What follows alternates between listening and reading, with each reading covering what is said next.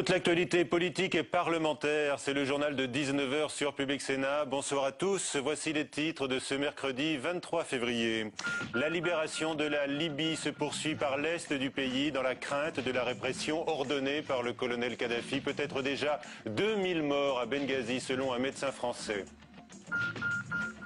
Sur fond de critique de la diplomatie française, Nicolas Sarkozy réclame des sanctions contre la Libye. Il l'a dit au Conseil des ministres. L'Union européenne, dans son ensemble, se dit prête. Notre invité, Patrick Ollier, le ministre des Relations avec le Parlement, qui entretenait des relations avec le colonel Kadhafi. Il va s'expliquer pour la première fois.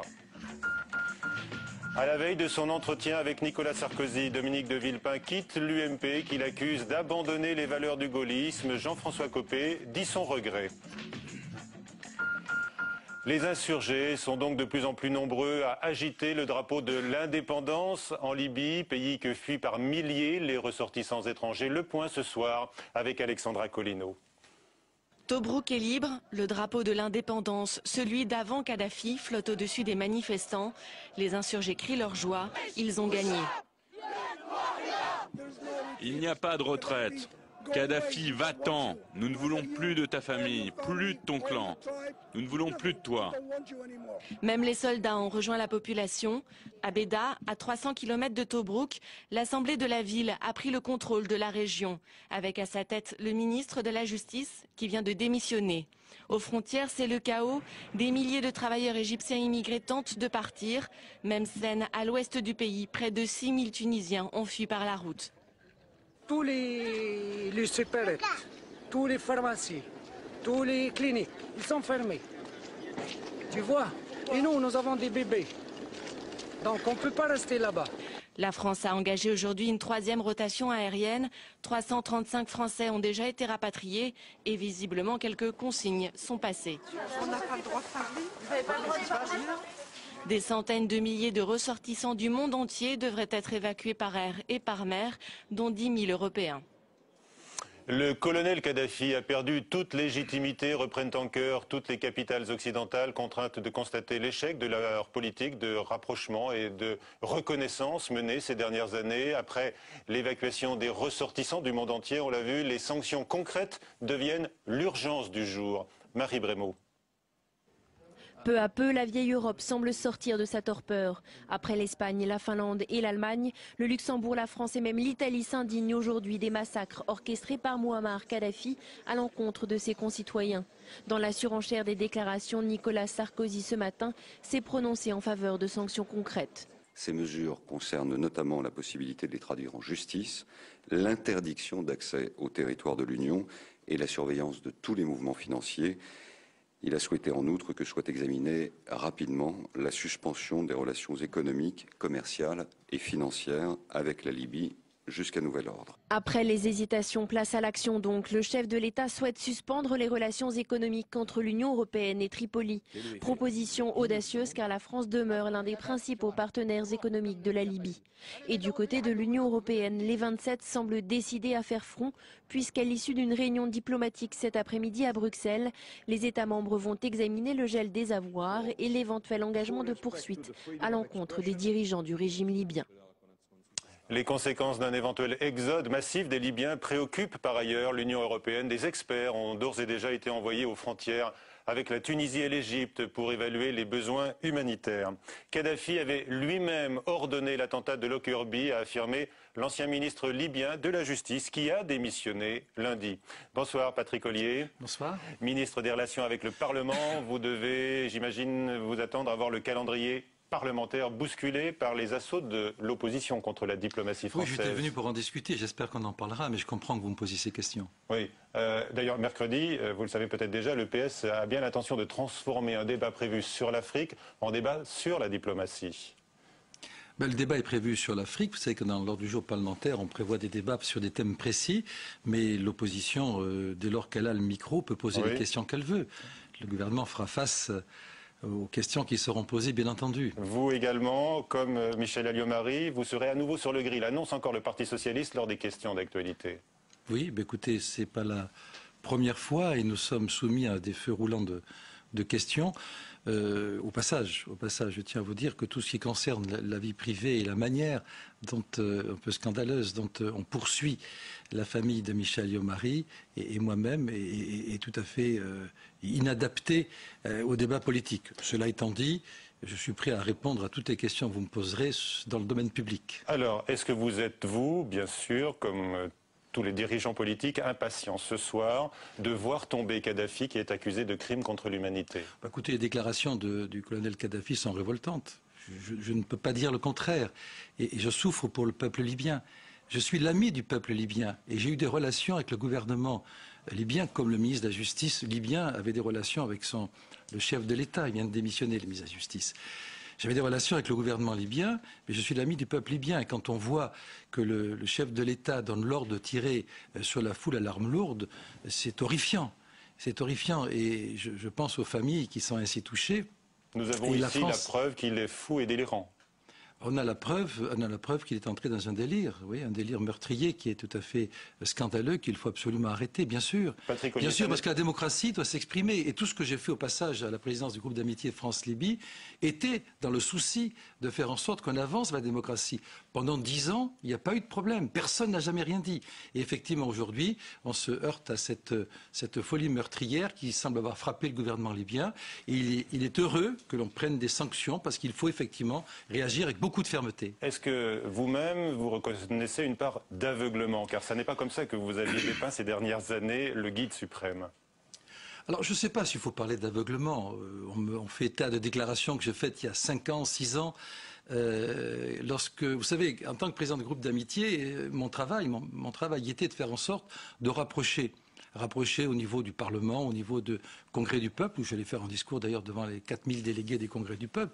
Mon travail n'était pas d'avoir des relations avec Kadhafi, c'était le problème du gouvernement. C'est vrai, je l'ai rencontré 3 ou 4 fois, mais mon travail était d'intervenir pour faire en sorte de faciliter. Alors on va s'arrêter un peu sur ces déclarations. Question de Michael Zamès. C'était en 2007 sur une radio. Vous aviez déclaré que Kadhafi n'était plus le même qu'il y a 20 ans, qu'il avait soif de respectabilité. Il dit, d'ailleurs, vous lui avez offert apparemment un livre de Montesquieu, L'Esprit des lois. Et vous pensiez que l'esprit des lois, avec Kadhafi, était respecté. Est-ce qu'aujourd'hui, vous revenez sur vos propos? Ou est-ce que pour vous, aujourd'hui, on pourrait dire la même chose de Kadhafi? Est-ce qu'il respecte vraiment l'esprit des lois? Certainement pas. Je peux m'expliquer? Ah, vous êtes là pour ça? Parce que ça remonte à 2006. Non, 2006. Quand vous avez offert l'esprit des lois. Par contre, la déclaration date de 2007. Je vais expliquer. Dans la discussion que j'ai eue avec les 2 ou 3 fois où je l'ai vu en tête-à-tête, mais avec l'ambassadeur, bien sûr les interprètes, il m'a expliqué à l'époque qu'il souhaitait intégrer le concert des nations grâce à la France. Et beaucoup, m'avait-il dit, d'admiration pour le général de Gaulle et pour Jacques Chirac, qui avait à l'époque pris position contre la guerre en Irak. Bien. Eh bien, souvenez-vous, à l'époque, la France avait le souci, comme l'Europe, de lutter contre le terrorisme et Al-Qaïda, etc., dans le sud Maghreb et dans le sud Libye. On voit ce qui se passe aujourd'hui à l'est de la Libye, au passage. De lutter aussi contre l'immigration clandestine qui déferlait sur les plages italiennes. Bref, et aussi d'établir des relations commerciales utiles avec un pays qui se développait sur la production pétrolière. Ça, c'était les bonnes intentions. Mais est-ce qu'on n'est pas allé trop loin à l'époque? Est-ce qu'on n'a pas donné le baiser de la mort à Kadhafi, comme l'avait dit à l'époque Ramayad, que vous aviez critiqué fortement? Oui, je l'ai critiqué parce que dans l'état actuel des discussions de l'époque, elle était critiquable. Donc, qu'est-ce que j'ai fait? J'ai fait en sorte de travailler pour l'indemnisation des victimes de l'UTA. J'ai fait en sorte de faire recevoir les enfants des victimes à l'époque par Kadhafi. Et j'ai même rencontré à 2 reprises des infirmières bulgares. J'y suis avec M. Douste-Blazy. Et j'ai contribué ainsi, je pense, modestement, mais à ma place, à leur libération. Mais la conséquence de ces actes de l'époque, c'est que la diplomatie française semble en porte-à-faux. Laissez-moi terminer. Et, rendant visite à Kadhafi pour aller voir les infirmières bulgares, je lui ai offert l'esprit des lois de Montesquieu en pensant que ça serait utile qu'il puisse le lire. Oui. Voilà. Je ne sais pas s'il l'a lu, et visiblement, quand on voit ce qui se passe... pas en matière de liberté publique. Quand on voit ce qui se passe, je pense qu'il ne l'a pas lu. Est-ce que vous regrettez cette trop grande proximité, en fait, avec le colonel Kadhafi? D'abord, je n'ai pas eu moi-même une grande proximité. C'est pas parce qu'en 10 ans on rencontre quelqu'un 3 ou 4 fois qu'on a une grande proximité. Il faut arrêter avec ça. Bien. Regretter ce que j'ai fait, non. Non, je ne regrette pas parce que je l'ai fait dans l'intérêt général. Je l'ai fait pour aider les victimes de l'UTA. Je l'ai fait pour aider à la lutte contre le terrorisme. Je l'ai fait pour libérer les infirmières bulgares, etc., etc. Je ne peux pas regretter ce que j'ai fait. Ce que je regrette, c'est la dérive du colonel Kadhafi qui, sur le plan international, a tenu ses engagements.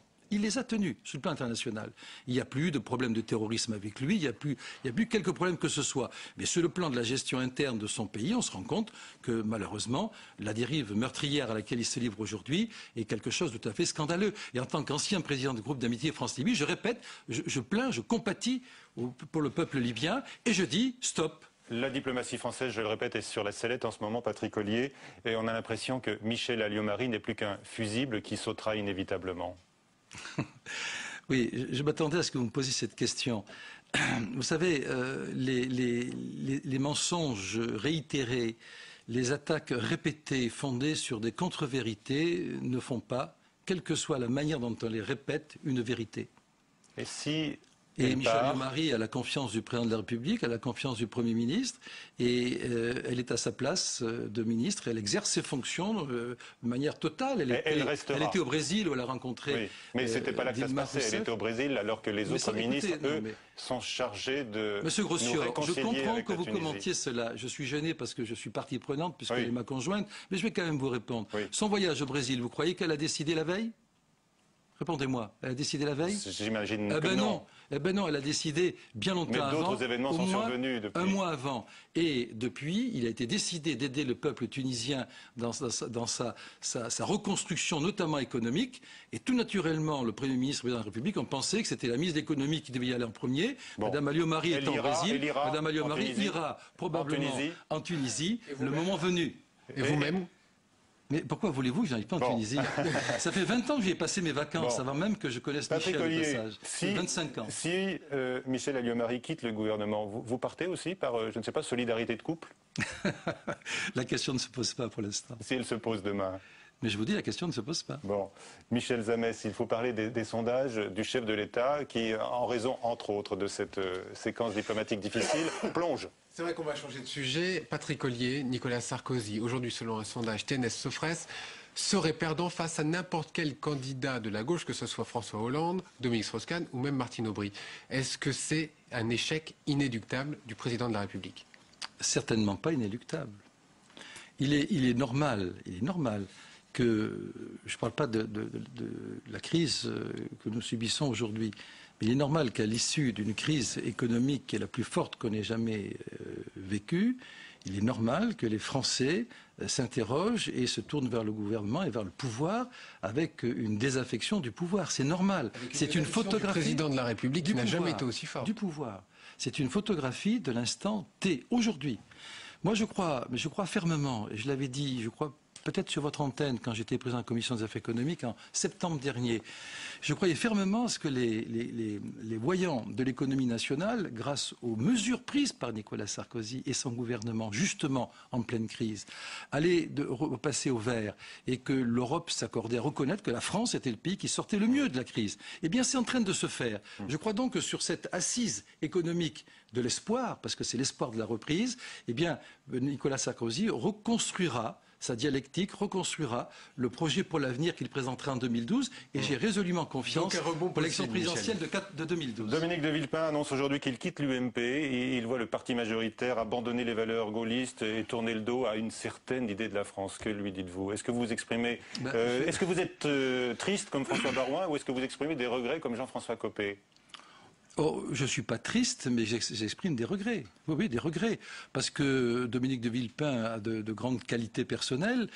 Je parle de qualités personnelles. Je ne parle pas de la polémique qu'il oppose au président de la République.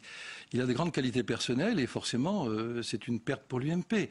De là à ce que Dominique de Villepin justifie son départ parce que l'UMP, du jour au lendemain, ne défendrait plus les valeurs gaullistes, là, je crois qu'il a tort. Je suis gaulliste et le jour où j'aurai conscience que l'UMP pourrait ne pas défendre ses valeurs, parmi d'autres, parce qu'il y a des centristes à l'UMP, il y a des libéraux à l'UMP, et le tronc commun de nos valeurs repose sur ces trois sensibilités. Mais les valeurs gaullistes sont parfaitement représentées à l'UMP. Et je pense que Dominique de Villepin a tort de faire cette démarche qui le fait devenir solitaire. et c'est pas bon d'être solitaire quand on mène un combat politique. On vous a entendu longuement ce soir, Patrick Ollier. Vous n'avez pas exprimé de regret sur le dossier libyen, mais vous êtes quand même pas par rapport à votre relation de l'époque. Voilà. Je vous ai dit que je ne regrette pas ce que j'ai fait. Oui. Mais je voulais vous demander si vous étiez affecté par tout ce qui se passe autour de vous. Oui. Oui, point final. Très bien. Vous en parlez le soir et vous vous réconfortez mutuellement à votre compagne. Pensez-vous que l'on puisse passer à travers ces attaques? Mais il faut lire les points .fr, vous savez, je ne veux pas citer de nom, mais ils vont chercher les informations dans les caniveaux. Nous sommes salis en permanence. Pensez-vous qu'on puisse passer à travers tout ça sans douleur? Nous avons un cœur qui bat dans notre poitrine, comme vous, Monsieur Grossior. Nous sommes, oui, je le dis, très affectés. Et surtout, les parents de Michel. Parce que franchement, c'est dégueulasse, passez-moi l'expression, de tirer sur des personnes qui n'y sont pour rien, qui dans leur vie privée ont le droit de faire ce qu'ils veulent de leur argent et qui ont malheureusement passé un âge où on prend à part entière des attaques et on en souffre énormément et beaucoup plus que nous qui sommes plus jeunes qu'eux. Merci Patrick Ollier d'avoir accepté de répondre donc à nos questions ce soir. La question du nouvelobs.com, la diplomatie française est-elle encore crédible? On regarde les réponses que vous avez apportées donc sur le nouvelobs.fr. On regarde vos réponses non à 93%, oui 5% seulement. Nous en parlions il y a un instant, donc Dominique de Villepin a annoncé aujourd'hui qu'il quittait l'UMP. Du coup, il a assuré aujourd'hui le succès de curiosité de sa visite au Salon de l'Agriculture. Reportage Mounir Soussi. Dominique de Villepin gère son calendrier avec habileté. En annonçant son départ de l'UMP juste avant sa visite au Salon de l'Agriculture, il réussit à monopoliser toute l'attention ce matin porte de Versailles. La rupture est consommée entre l'ancien Premier ministre et le parti présidentiel. 9 mois après la fondation de son mouvement République solidaire, le constat est là. La politique menée par l'UMP n'est pas conforme à ses valeurs. Comme gaulliste, je crois aux valeurs du rassemblement. Or, malheureusement, aujourd'hui, je constate que c'est davantage un esprit de division qui est mis en avant. C'est un homme indépendant qui arpente les allées du salon et marche dans les pas de son mentor Jacques Chirac, présent la veille. Mais cette liberté a un prix. En quittant le parti majoritaire, il perd sa carte et surtout les fonds que lui apportait l'UMP. Le financement du mouvement reposera désormais sur les cotisations des adhérents. Avec cette décision, il va au bout de sa logique d'affrontement avec Nicolas Sarkozy. Malgré leur conflit dans l'affaire Clearstream, le président de la République reçoit demain à l'Elysée son meilleur ennemi dans le cadre des consultations pour le G20. Encore une fois, le timing est bien choisi. Une dernière image dans ce journal, l'apprentissage que le gouvernement veut favoriser connaît ses champions. En effet, les prix des meilleurs apprentis de France ont été remis aujourd'hui. On le voit sur ces images au Sénat. De nombreux lauréats félicités notamment par le président du Sénat, M. Gérard Larcher.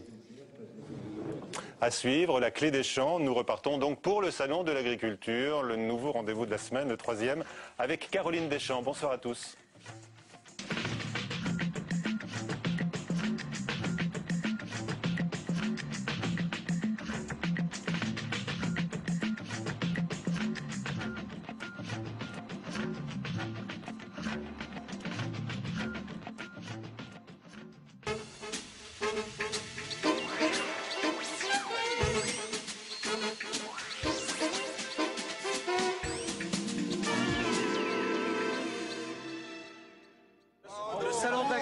C'est le salon de la gentillesse. Les gens sont gentils, c'est une France qu'on aime, ça ressemble assez au Sénat. On est de droite, on est de gauche, mais on se respecte. On est tous ensemble, c'est une forme de convivialité française. Et c'est un peu ça le salon de l'agriculture. Et c'est ce qu'on exprime. Et si on est de bonne humeur, c'est parce que c'est cette gentillesse-là qu'on rencontre dans les allées.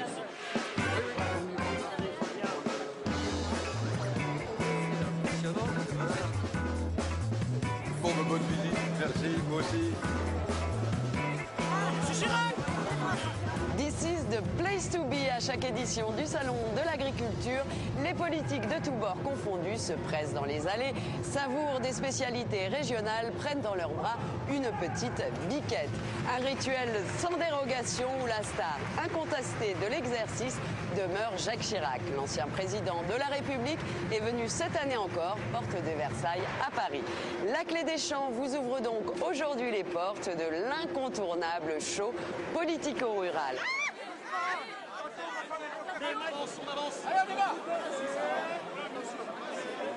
Bonjour, vous avez vu Jacques Chirac passer? Ouais, on l'a vu tout à l'heure, il est passé devant nous. Et il est populaire chez les agriculteurs, Chirac? Ouais, Chirac, il est bien aimé chez les agriculteurs. Parce que c'est un gars un peu de la base. Il vient, il goûte les produits, puis il n'a pas peur de mettre les pieds dans la mer. Vous l'aimez bien, vous? Ouais, moi j'aime bien. Ouais. C'est important comme ça que les élus, les politiques soient présents sur le salon? Ouais, il faut qu'ils passent. Au moins, on peut déjà commencer de leur dire nos problèmes, même s'ils sont au courant et tout, mais ça les sensibilise un peu mieux. Puis moi, ça montre qu'on n'est pas oublié. On a mieux l'impression d'être pris au sérieux, alors qu'autrement... Vous n'avez pas le sentiment, finalement, que parfois c'est un peu une manière de vous caresser dans le sens du poil, si j'ose dire? C'est clair. On n'est pas dupes non plus, quoi. Si vous aviez là un message à adresser à nos représentants, vous leur diriez quoi, là? Représentants politiques de tous bords. Ouais. Ouais, je leur dirais qu'il faut qu'ils soient bien conscients que l'agriculture française est en danger et que s'ils font rien pour nous, là, les gens vont avoir faim. Hein. Là, ça va faire comme dans les pays d'Afrique, ça va être la révolution. Bonjour, vous avez vu des hommes politiques passer depuis que vous êtes là au salon? Le président en début de semaine, au samedi, non? Après, vous l'avez vu? Moi non, je l'ai pas vu. Non. Je l'ai pas vu, je sais qu'il était là, il y a des gendarmes partout, mais je l'ai pas vu. Moi je viens pas pour voir le président, je viens pour me présenter nos vaches. Les politiques qui prennent pas les décisions au salon, ils viennent se montrer, donc nous on monte nos vaches. Et eux ils viennent se montrer, voilà, c'est ça? Voilà, ils viennent faire style, ils sont gentils pour faire de la pub. Voilà. C'est tout. Quoi.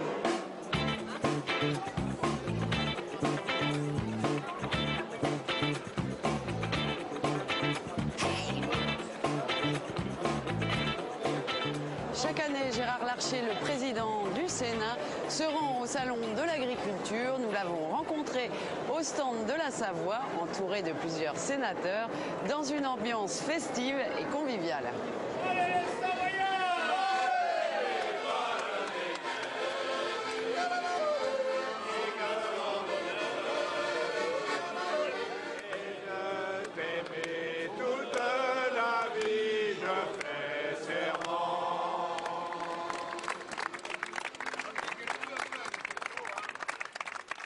On est donc là devant le Mérinos de Rambouillet. Oui, alors que naturellement pour moi, j'allais dire, c'est un symbole particulier. D'abord parce que c'est le symbole de ma ville, mais surtout parce que l'histoire du Mérinos de Rambouillet est liée à l'importance de l'agriculture et de l'économie. Quand Louis XVI importe le Mérinos d'Espagne, c'est pour, j'allais dire, améliorer l'industrie lainière en France. Et cette race va diffuser dans le monde entier. Et aujourd'hui, les grands pays producteurs de laine, comme l'Australie, la Nouvelle-Zélande, ont du sang mérinos et ont construit leur race à partir du sang mérinos. Il y a donc en fait l'histoire, l'économie et le rôle, j'allais dire, de l'élevage et des espèces animales domestiques dans le développement des civilisations. Je crois que c'est l'occasion de rappeler que l'agriculture est nécessaire pour notre sécurité alimentaire, que l'agriculture c'est un élément essentiel pour le paysage, mais c'est aussi une économie, et une économie dont les agriculteurs doivent vivre. Et je crois que ça résume bien tout le salon. Alors il y a le président du Sénat, mais il y a l'homme qui est là aussi présent ici. Vous êtes vétérinaire de formation, donc vous avez un attachement quand même... D'abord parce que c'est mon histoire, c'est mon héritage, et que cet héritage, j'ai pas envie que ça soit simplement une nostalgie. Et que l'agriculture, c'est une chance pour notre pays, c'est une chance pour l'Europe. On va le mesurer dans les déstabilisations qu'on voit dans le monde. La question alimentaire, elle est bien au cœur des sujets politiques.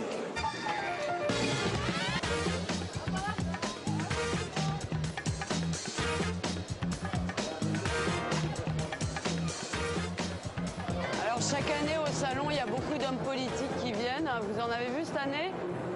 Le premier Sarkozy, le maire, on a vu, Jacques Chirac. C'est tout. Et maintenant on attend Miss France. Et à part Miss France, c'est qui votre préféré? Des hommes politiques. Chirac. Pourquoi? Parce qu'il a toujours bien apprécié les agriculteurs, il n'est pas... Je sais pas. Malgré qu'il a bien vieilli, je me dis le pauvre, il a trop travaillé. Il y a Martine Aubry aussi qui doit venir logiquement. Ouais, bon. Vous allez voter l'année prochaine? Oui. Pour qui?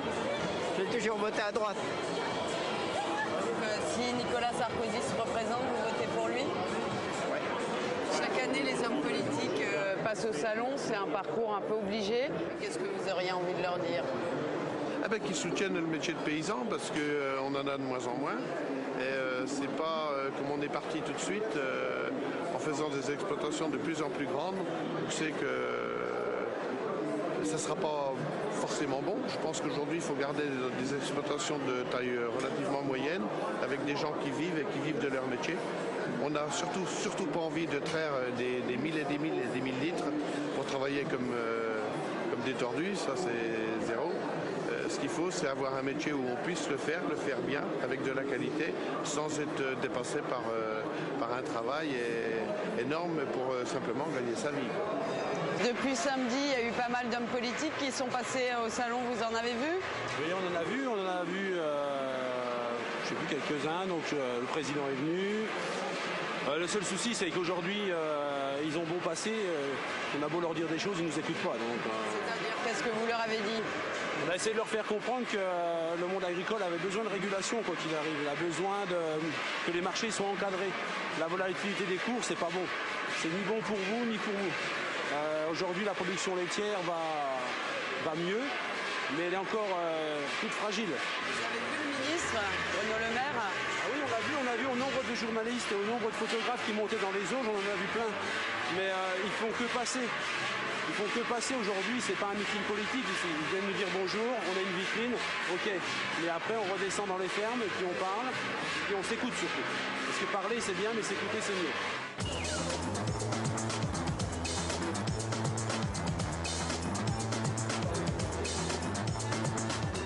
François Purseigle, bonjour. Bonjour. Vous êtes sociologue, associé notamment au CEVIPOF. Alors est-ce que l'opération séduction des politiques fonctionne auprès des agriculteurs? Elle peut fonctionner, c'est moins évident qu'hier, mais on l'a bien vu. Nicolas Sarkozy a réussi à reconquérir quand même cet électorat-là.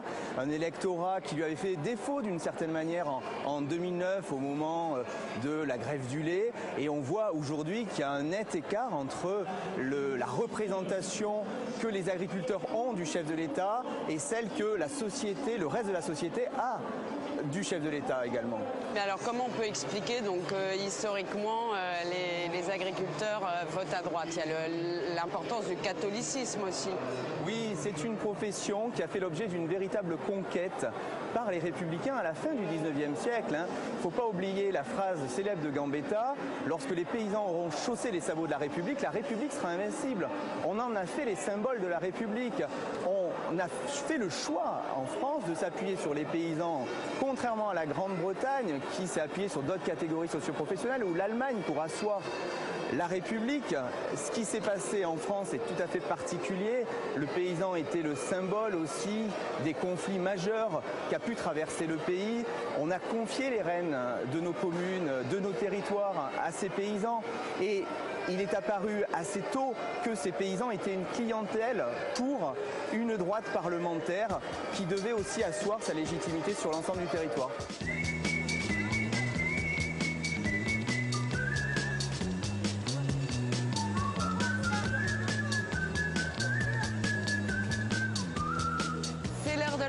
La Clé des Champs referme les portes du salon de l'agriculture. Mais rendez-vous demain, même lieu, même heure, pour parler des petits et des grands bonheurs des agriculteurs.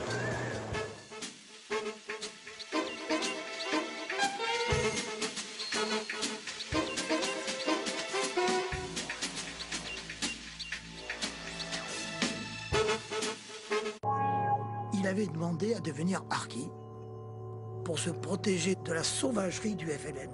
Plus tard, j'ai eu des séquelles. J'ai des séquelles que des fois, j'oublie pas. L'État français dit que les Algériens, c'était des Français. De l'autre côté, on les abandonne. J'ai posé la question plusieurs fois. Comment on peut abandonner ses enfants?